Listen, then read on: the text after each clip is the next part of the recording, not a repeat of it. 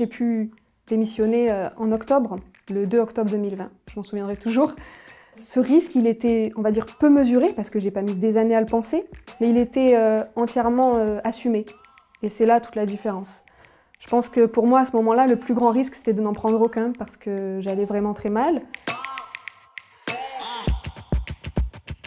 Donc, je suis Julia Urso, j'ai 32 ans, je suis originaire du sud de la France, de Nîmes plus précisément. Avant, j'étais dans la banque, au Crédit Agricole, et aujourd'hui, je suis en reconversion professionnelle et j'atteins bientôt ce qui m'a toujours été destiné.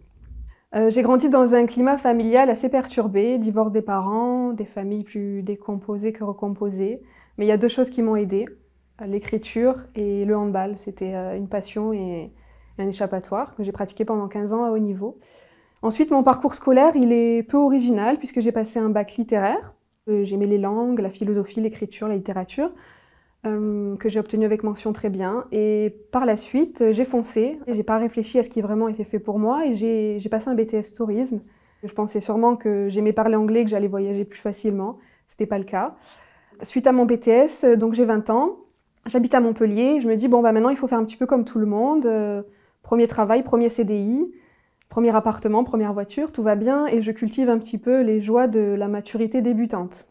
Ce premier travail que j'obtiens, je démissionnerai 5 ans après, un petit peu lassée par la monotonie des choses et des tâches. Et j'arrive en 2015 au Crédit Agricole, j'ai 25 ans. Là non plus, je ne sais pas pourquoi, parce que j'ai aucune appétence mathématique ou bancaire ou quoi que ce soit, et puis mon parcours ne l'est pas en fonction. Je suis heureuse d'arriver dans cette très grosse société où vraiment on n'en dit que du bien. Je suis fière d'être comme tout le monde, d'être une employée fidèle, d'appartenir à une grande organisation, et j'exécute avec soin tout ce qui m'est confié. Mais plus ça va et moins ça va, les années passent, je suis derrière un écran, je suis dans un open space. Tout semble me faire penser que c'est là que je dois être, mais je sais très bien qu'au fond de moi, c'est pas le cas. On arrive en 2020. Là, je me dis, ça va plus du tout. Je commençais vraiment à tomber malade tous les dimanches soirs. Le lundi matin, j'étais souvent à l'hôpital, des urticaires, des maux de ventre inexplicables. Ça faisait déjà quelques semaines, même pas quelques mois, que je commençais à me dire bon, ben, je vais peut-être partir d'ici, mais pourquoi faire? T'as tout, t'as ta grande maison qui est très bien décorée, près des Cévennes, ton jardin, tout va bien, ton chéri, des primes, 10 congés de semaine par an, tout va bien. Et jusqu'au jour, voilà, lundi matin, je me lève, je dis bah, je vais démissionner en fait. C'est avril, donc vraiment la pandémie avait déjà commencé. Je vais voir ma responsable et je lui dis que je veux démissionner. Bon, s'ensuit vraiment des négociations, etc. Ça a duré plusieurs mois. J'ai pu démissionner en octobre, le 2 octobre 2020. Je m'en souviendrai toujours. Ce risque, il était, on va dire, peu mesuré, parce que j'ai pas mis des années à le penser, mais il était entièrement assumé. Et c'est là toute la différence. Je pense que pour moi, à ce moment-là, le plus grand risque, c'était de n'en prendre aucun, parce que j'allais vraiment très mal, que je ne me reconnaissais pas. Et eux, ben, je voulais pas leur faire ça, je voulais être l'employé qu'ils avaient connu avant, et je le devenais de moins en moins. Je devenais quelqu'un d'autre. Et c'était ni bon pour eux, ni bon pour moi. Je me suis rendu compte, avec cette expérience au Crédit Agricole, que ce n'est pas parce on sait s'adapter qu'on est à la bonne place. Et ma place, je la trouvais pas, je la connaissais pas. J'avais commencé déjà depuis octobre 2020 une grande période d'introspection, d'autocritique sur vraiment ce que je voulais faire de ma vie professionnellement, parce que moi, ça a toujours été vraiment le but de ma vie, c'est professionnellement. Ok, j'avais un petit peu une idée, je voulais être une fille financièrement stable et spirituellement épanouie. J'ai commencé à écrire sur un cahier toutes mes pensées, tout ce qui me venait et tout ce que je vivais depuis que voilà, j'avais décidé de quitter cette entreprise. J'ai vraiment écrit sans but particulier. Donc ce carnet, il m'a accompagnée un petit peu, quelques mois. Puis finalement, un jour, je suis tombée sur chance, sur les mots de Ludovic de Gromard, des phrases voilà, qui m'ont de suite parlé, qui étaient vraiment intenses, chargées de sens, et ça prouvait une vraie volonté de guidance, et c'est ce dont j'avais besoin à ce moment-là.